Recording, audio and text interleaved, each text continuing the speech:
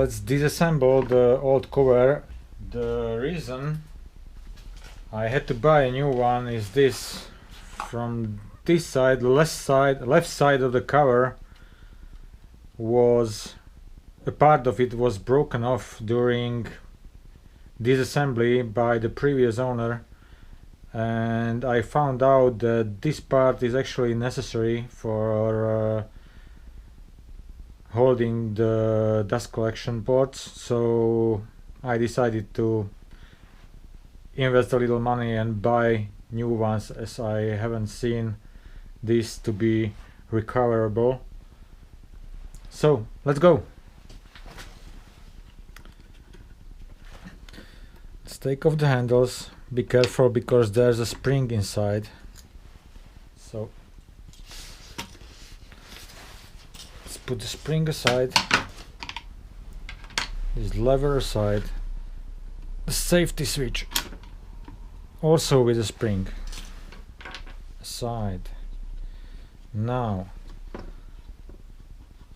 the switch PCB, let's take this one out.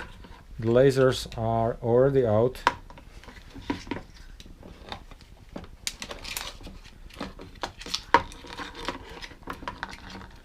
Cables off. Done.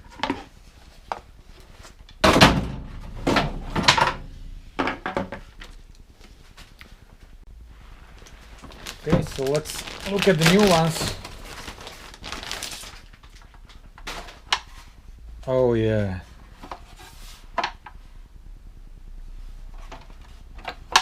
Beauty. So this one is the left side, and we don't need this until the really end of the assembly. So let's put it somewhere safe.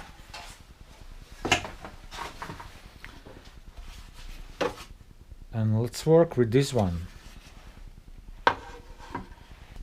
Here is the right side of the cover, the engine side. Now here's one of the particular pains in the ass during the assembly of the whole saw, and it's this little latch with this spring and this pulley. I don't know what were the Festool engineers thinking, just to know what is this about. The pulley goes here like this, and it connects to the handle. When you pull the handle, the pulley goes this way,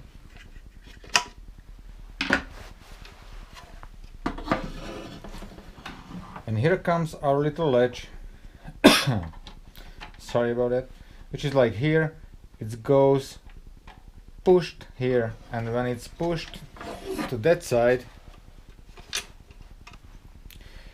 it releases the Sawblade cover so it can move up, and when the Sawblade cover can move up, the whole arm and assembly can go down.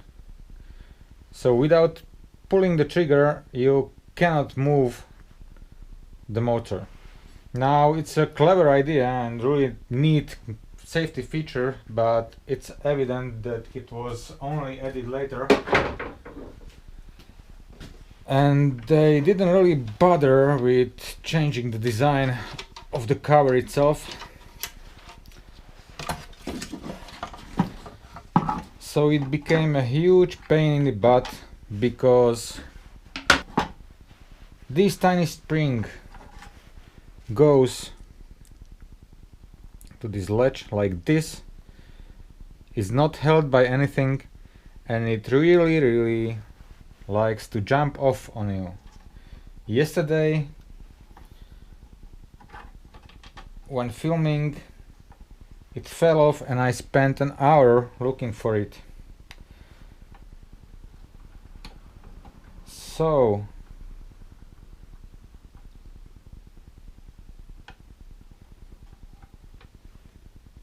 I'm going to help it a little to stay in place. So here we go.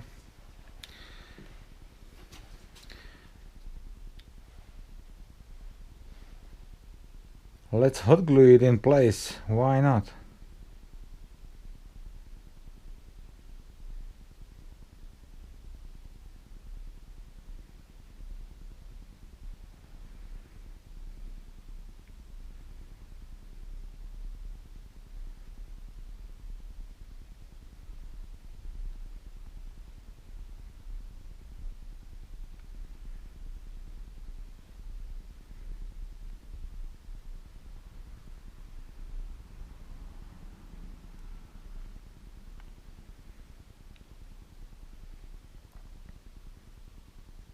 Okay, you are not going to go anywhere, buddy.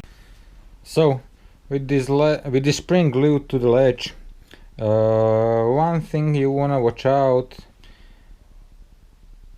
It tends to slip on this side, and also the glue cannot go through this side of the spring because it will interact with the pieces on the arm. So after it is glued, take your razor or sharp blade and just remove the excess.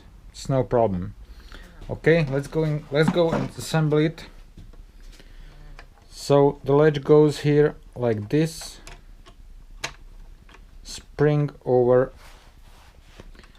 this hole here, it moves freely. Hold it with your hands, turn around, hold it here.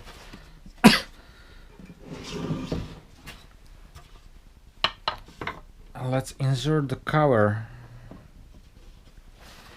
Okay, nice fit. In case you are also changing the cover, don't be afraid, the cover springs a little, but the screws will hold in place, so no problem. Let's try it if it moves freely. Yes, it does, no problem. A very strange thing when I tried to test fit the screws, I found out that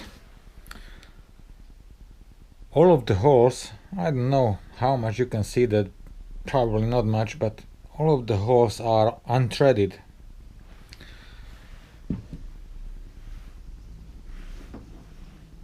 Now I don't know if it's a bug or a feature from Festool. I can ask on Monday.